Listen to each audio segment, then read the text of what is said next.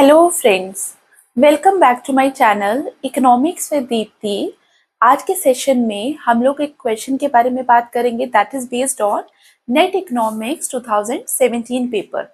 हमारा जो क्वेश्चन है that is based on economic efficiency. और याद रखना, जो हम लोगों ने कल टॉपिक पढ़ा था economic efficiency under perfect competition market, उसको यूज करके हम इस क्वेश्चन के बारे में बात करेंगे। नीचे वीडियो का लिंक दे दूंगी, आप वहां जाकर देख लेना। बिकॉज परफेक्ट कंपटीशन के अंदर क्या होता है, इकोनॉमिक एफिशिएंसी जो होती है मैक्सिमम होती है। क्लास अगर आपको याद होगी तो कुछ कुछ चीजें याद आ रही होंगी कि जैसे वहां पे कोई भी डेड वेट लॉस नहीं होता।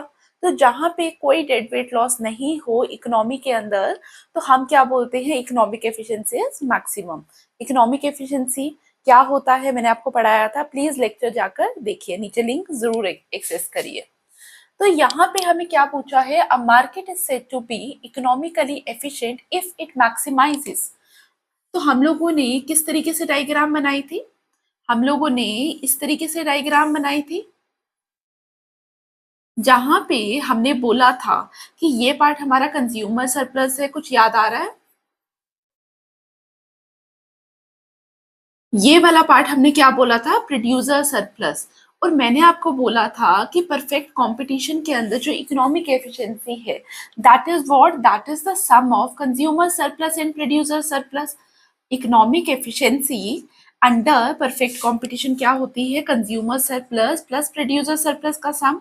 और जब हम बोल रहे हैं कि economic efficiency under perfect competition is maximum, ठीक है, ये मैक्सिमम होती है because there is no dead weight loss.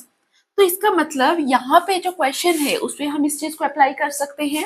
A market is said to be economically efficient if it maximizes, क्या मैक्सिमाइज कर रहा है, consumer surplus plus producer surplus. मतलब अकेला तो कंज्यूमर सरप्लस नहीं है, प्रोड्यूसर सरप्लस भी नहीं है, but option number see that is the aggregate of consumer surplus and producer surplus, this must be the answer.